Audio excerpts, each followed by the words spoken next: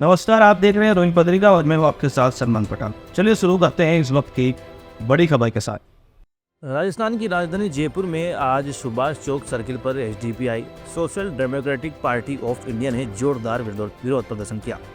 ये प्रदर्शन उत्तर प्रदेश के संभल जिले में शाही जामा मस्जिद के सर्वेक्षण के दौरान हुई हिंसा और प्रशासन की कार्रवाई के खिलाफ था। एसडीपीआई के उपाध्यक्ष डॉक्टर शहाबुद्दीन ने आरोप लगाया है कि शाही जामा मस्जिद का सर्वेक्षण सुप्रीम कोर्ट के आदेशों की अवहेलना करते हुए किया गया है। उन्होंने कहा कि इस तरह की कार्रवाई से समाज में एक तरफा फैसला लेने की प्रवृत्ति को बढ़ावा दिया जा रहा है। उन्होंने योगी सरकार पर विफलता का आरोप लगाते हुए कहा कि सर्वेक्षण में दोनों पक्षों को सुने बिना निर्णय लिया गया। प्रमुख मांगों में हिंसा के दौरान अंधाधुंध गोलीबारी करने वालों पर हत्या का मुकदमा दर्ज हो और मृतकों के परिजनों को 50 लाख रुपए का मुआवजा दिया जाए। उत्तर प्रदेश के संभल में शाही जामा मस्जिद के सर्वेक्षण के दौरान भड़की हिंसा के बाद हालात गंभीर है। प्रशासन ने एहतियातन जिले में 1 दिसंबर तक बाहरी व्यक्तियों, सामाजिक संगठनों और जनप्रतिनिधियों के प्रवेश पर रोक लगा दी है।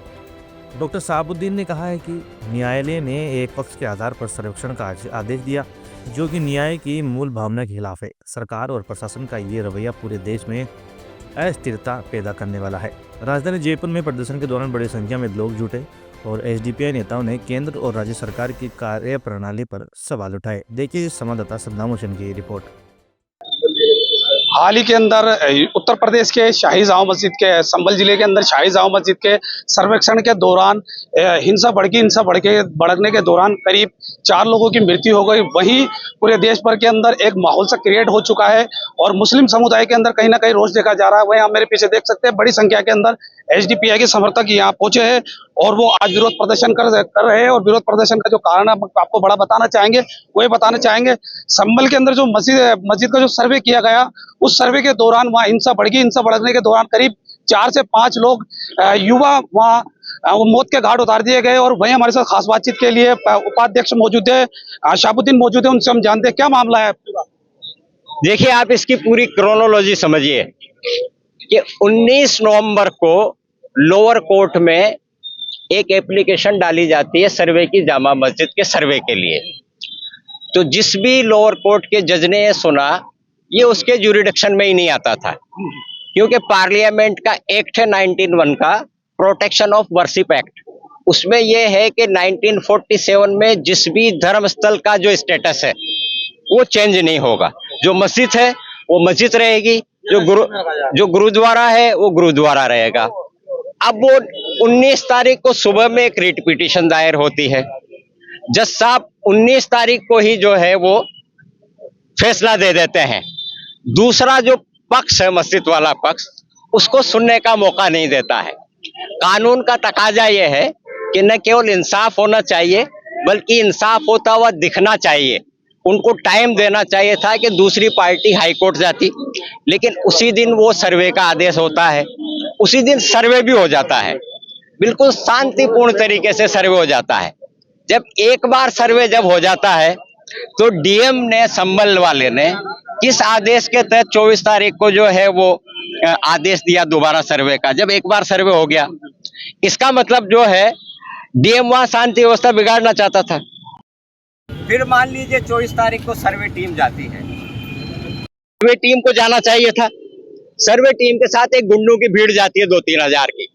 वो मुसलमानों को प्रोवोक करने वाले नारे लगाती हुई जाती है। इस तरीके के नारे, जय श्री राम के नारे लगाते हुए जो है मस्जिद में घुस जाते हैं। अरे भाई, आप जय श्री राम के नारे लगाने अपने मंदिर में लगाइए ना, कौन रोक रहा है? आप किसी के भी धर्म स्थल पे जाके कैसे जय श्री राम के नारे लगाएंगे? तो हमारी 2-3 डिमांड है, क्योंकि वहां 5 बेगुनाह लोग जो है वो मारे गए। पुलिस जब भी गोलीकांड करती है तो उससे पहले 2-3 जो है वो प्रिवेंटिव मेजर्स लेने पड़ते हैं कि आप पहले जो है अश्रु गैस छोड़िए, वाटर कैनन इस्तेमाल कीजिए, फिर उनको ऐलान करके वार्निंग दीजिए कि भाई गोलीकांड होता है। फिर अगर गोली भी चलाती है तो सुप्रीम कोर्ट की गाइडलाइन है कि कमर से नीचे चलती है ना। लेकिन पुलिस ने बताया कि वह आउट ऑफ कंट्रोल हो चुकी थी भीड़, इसलिए गोली चलाने के आदेश हुए, फिर गोली चलाई गई। चलिए आपका सवाल मान लेते हैं। अब पुलिस कमिश्नर संभल ये कह रहा, मुरादाबाद ये कह रहा है कि जो मृतक है उनकी बॉडी से जो गोलियां निकली वो देसी रिवॉल्वर की थी। तो हम ये पूछ रहे हैं पुलिस से कि वो देसी रिवॉल्वर कौन लेके आया था, अगर वो विषय ही है ना। इसीलिए हम ये कह रहे हैं कि हाई कोर्ट के सिटिंग जज से इस पूरे मसले की इंक्वायरी होनी चाहिए। और जिन पुलिस वालों की गोलियों से ये बेगुनाह 5 लोग मरे हैं, उन पुलिस वालों पे 302 में हत्या का मुकदमा दर्ज होना चाहिए, ये बड़ी मांग है ना। पीड़ित परिवार को 50 लाख रुपए का मुआवजा दिया जाना चाहिए। हम सुप्रीम कोर्ट से डिमांड करते हैं कि आप निचली अदालतों के जजों को डायरेक्शन दें, स्व मोटो एक्शन लेके स्वतः संज्ञान लें कि जो उनके ज्यूरिडिक्शन में नहीं है, ये कैसे हर मस्जिद के नीचे पे शिवलिंग और मंदिर खोज रहे हैं, इसे बंद कीजिए। ये संविधान का खुला उल्लंघन है। क्या सुप्रीम कोर्ट अब जो है वो सुप्रीम कोर्ट संविधान की धज्जियां उड़ता हुआ देखता रहेगा? ये इस देश में चलने वाला नहीं है। हम अमन और भाईचारा में यकीन रखने वाले लोग हैं। हम चाहते हैं इस देश में हिंदू और मुसलमान भाइयों की तरह सदियों से रहते आए हैं और सदियों से रहते रहे हैं। एसडीपीआई हमेशा भाईचारे की पक्षधर है। ये हमारी डिमांड है। और अगर मान लीजिए अगर आपकी डिमांड पूरी नहीं होती है तो क्या करेंगे आप? हमारे पास सारे ऑप्शन हैं।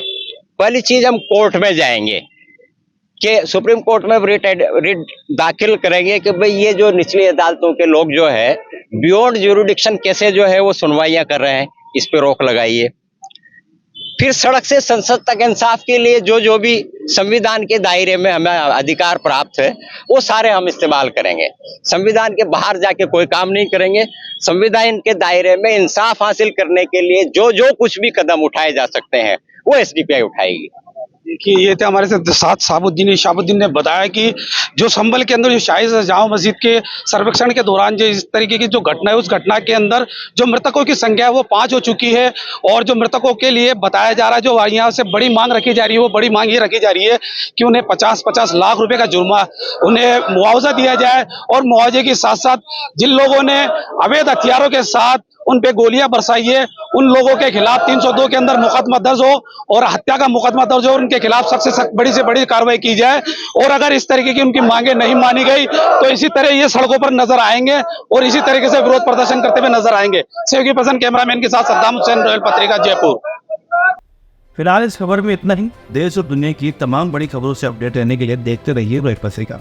धन्यवाद।